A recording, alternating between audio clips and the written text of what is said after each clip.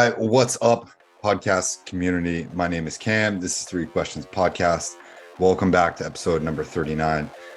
Before we get started, I just want to give a quick shout out to my friend Howie. Howie from Ad Sciences runs a platform to help get your products and your services out on the interwebs. Okay, whether we're talking about Threads, Twitter, LinkedIn, Instagram, Facebook. I've never seen anybody sort of run an algorithm quite like Howie. I think Howie's the best in the business at what he does with his company at Ad Sciences. If you want to check them out, you can go to Ads Sciences, that is adssciences.com. Go check him out. You can run some trials, run some tests, see what he's all about. I've never met anyone that has done anything better than him. We're going to get him back on the podcast as well. But Three Questions Podcast, as you know, it's a CK Collective company. CK Collective's my marketing and strategy, also personal coaching and consulting company. And I have a bunch of side projects that sort of stem off from that. So Three Questions Podcast is it. We're getting a lot of listens. I'm up to almost 40 episodes, which is crazy. And I am looking for more guests to come on the podcast. So if you want to come on, talk about some stories, you can book some time on ckcollective.co. You'll see the podcast tab. Just head there. I'd love to have you on as a guest, whether you have something you want to talk about, whether it's current events, we'll talk about it for 5 to 10 minutes. And then we'll spend about 20 minutes recording or so. So the more people, the merrier. I don't want to chase more people down. So I'm hoping if you're listening to this, you'll consider it. We can promote your business too, of course. So that's all I got for you for the intro stuff. I'll get to the other stuff at the end, but I want to hop right into the questions. I'm usually pretty quick about this stuff. So I wrote these questions, I submitted them, and I think they're good ones. I spent a few minutes meditating on the answers to these. So let's hop into question number one. Question number one, should you delete your social media from time to time? I would say yes, okay? I don't care what age you are, if you're a teenager, if you're in your 50s, 60s, 70s.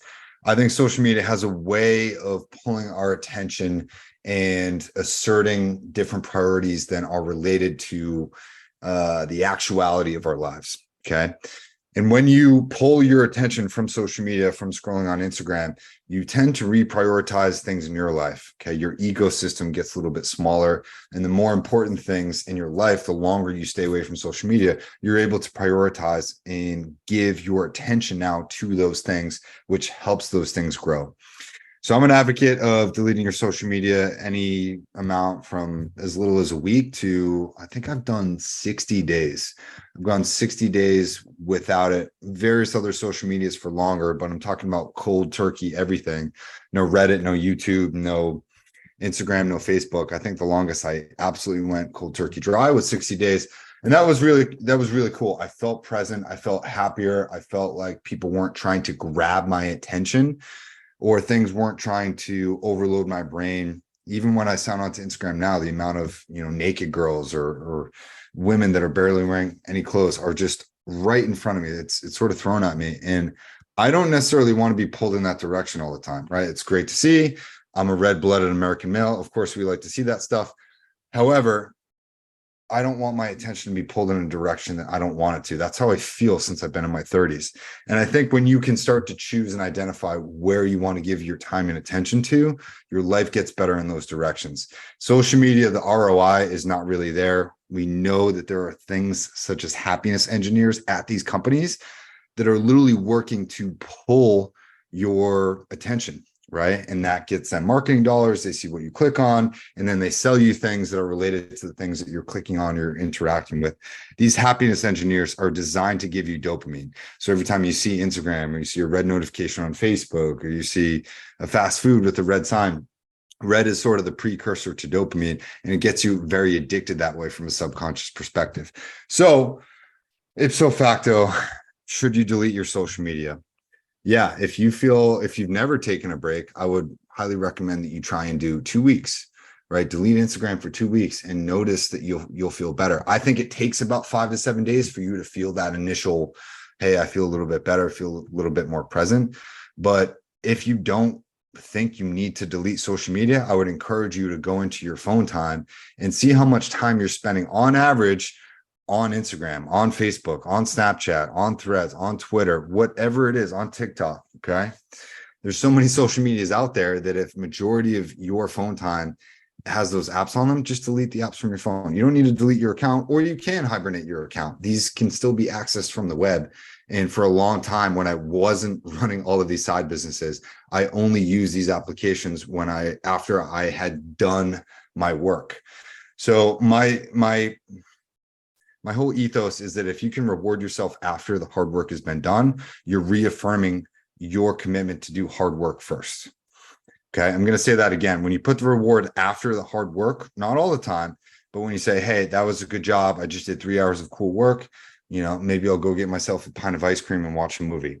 That sounds great. Okay, you can't do that every single time, but when you train yourself to do the hard things first and then have the reward after, that's how you get your life ahead. That's how you get better in business and life. That's how you improve your relationships. And our problem with our society today is that we are rewarding ourselves before we do the hard work, a la social media, right? You're going on, you're getting DMs, you're getting notifications, you're getting all these hits of dopamine before you've really done anything. So now your motivation is diminished to go and do whatever you want. I think when you delete your social media, your motivation comes back, your discipline comes back, your drive comes back, and your dopamine levels reset, which is super important. I've talked about that ad nauseum on earlier podcasts. Okay. That's about 4.5 minutes for that question. If you want to know more, I'd love to talk to you about this. I'd love to get you on and hear your thoughts about it. But that's really what I have for question number one. I'm going to pivot to question number two. How do I get my motivation back? We just talked about it. Okay. Resetting your dopamine levels is hugely important. And how you do that, again, is by abstaining from all of these dopamine levels. Okay. All these dopamine hits, fried food, sugars. You have these sensors on your mouth, on your part of your taste buds. It's called umami. Okay. And umami, salty and sweet, are the three primary taste buds that you have on there. That's a fun fact for you to know. I'll get to what I mean in a minute. But when you experience one of these three flavors, you get huge hits of dopamine. Okay. So think about people like salty foods, people like sweet foods, and then umami is kind of this middle, the best of both worlds. Now, when you get all of these hits of dopamine, your brain lights up, certain part of your brain. And when you get all of these hits of dopamine, okay, say we're dealing with a scale of, 0 to 100. Think about your speedometer in your car. The dopamine scale, as high as it can go, say, for instance, say it's plus 1,000 on the dopamine scale. If you're always revving that way, maybe you're at, 500 or 700 on the dopamine scale because you're constantly checking social media and you're constantly eating salty foods and you're having alcohol and sex and chocolate and cigarettes. All these things can give you dopamine. Dopamine is not really the problem. An overindulgence of dopamine will absolutely kill your motivation, because if you're at that plus 500 or plus 700 scale, the only way to really reset is for your brain and your body to go to negative 500 and negative 700 to offset how long you've been at that thing.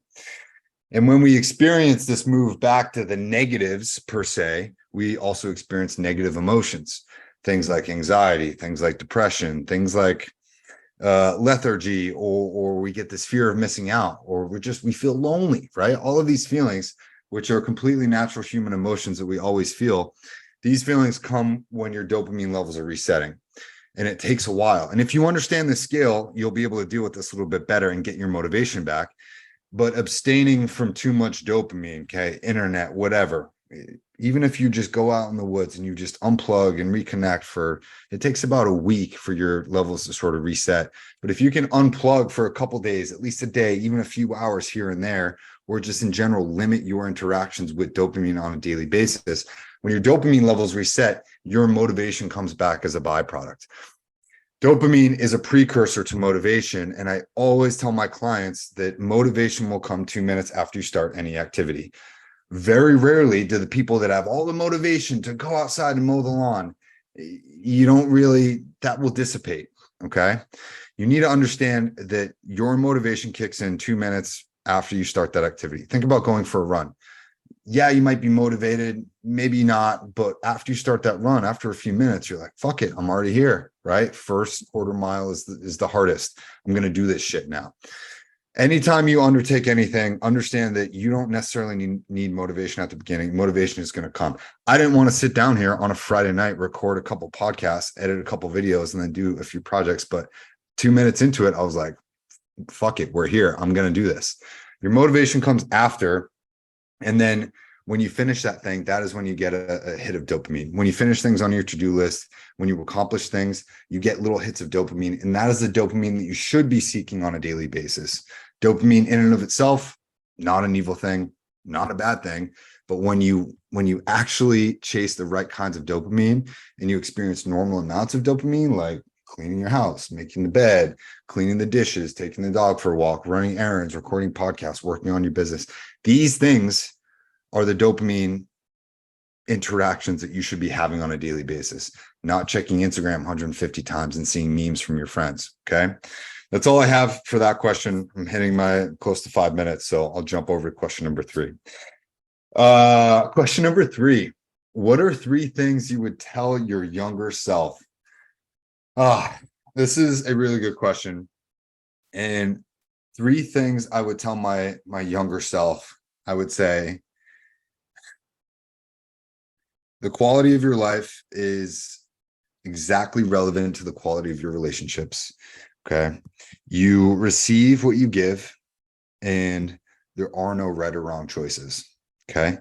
And I really would stick to all 3 of those things. I probably should have written them down because I'm already forgetting them, but I'll start with the last one. There are no wrong choices. I think indecision is the worst kind of decision. And I think when people make a decision, and if you can adopt the mindset of I never lose, either win or I learn, your life is always going to improve in that direction. Okay.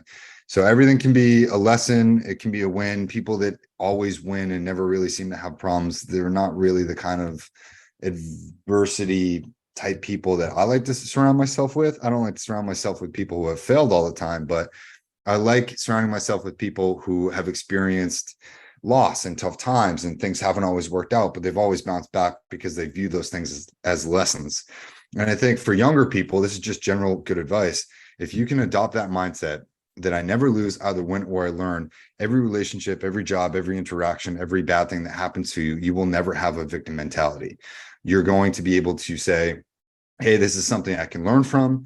I can use this as a stepping stone. I can understand how to avoid that situation in the future, or to navigate that situation more successfully as I grow and I get older. I think that's very important today. I think victim mentality is a horrible way to, horrible way to live your life. Now, I'll see if I can edit that out. The other thing that I'll say is what you give is exactly what you get, right? Sort of the golden rule.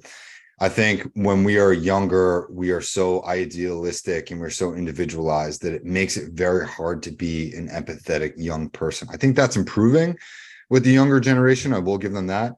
However, I'll say that really what you put in is exactly what you get out at the end of the day. Okay. If you are there to help people, if you're doing it from an altruistic standpoint where you're really not looking to get anything in return, this is when you get the greatest returns in your life, especially later on. You should be out there trying to help people, trying to empower people, and just being a kind person. I think in relationships, in business, at work, yes, we're humans. Yes, we get annoyed and pissed off and irritated with a bunch of stuff. But honestly, if you can just live your life from a more virtuous perspective, I think you're going to see that life is a beautiful thing and will turn out that way for you, right? Like what you reap is what you sow. So that's pretty self-explanatory as far as I'm concerned. And yeah, just other general life advice that I have, 3 things I would tell my younger self is just, fuck, man, don't take everything so seriously. This is sort of a bonus, but everything is not as it appears, especially as we get older. The problems I thought I had when I was a teenager, the problems that I thought I had in my 20s, not a big deal at all. Okay. Looking back, the problems that I feel like I have now, in 10 years, 5 years, I'm going to be like, why were you stressing out about that? Don't take life so seriously that you forget to have fun, that you forget to be who you are, and you forget to do the things that you want. Okay. The best piece of advice I could give to you is to find out and feel out what living authentically means to you. If you need to take time on meditating, if you need to go for a walk, if you need to write it out, if you need to talk with a therapist or a friend or your partner, I would urge you to have that conversation. What does living an authentic life really mean to you? And if you can answer that question, then you pretty much have a roadmap for how to live the rest of your life. Okay. What does being authentic mean to you? And it can be a different answer for everybody. So that's really all I have for that question. I don't need to harp on that too much. So take notes. Feel free to leave a comment. I will get this out on the internet. It's August now, so I'll probably post these podcasts on Tuesday and Thursday. Those seem to be the days where they get the most listens. But I appreciate you guys listening to this podcast. Everyone so far, your feedback has been great. I am looking for more guests. This has been episode 39. Big shout out to Howie at Ad Sciences. He's sponsoring up to episode 50. If you want to sponsor the podcast, you know how to reach out to me. ckcollective.co is my website if you want personal coaching or marketing help for your business. But again, right now, I'm looking for more questions and more guests to have on the podcast. So I hope you'll come and find me then. Appreciate it as always, and we'll talk with you soon. See you. Bye.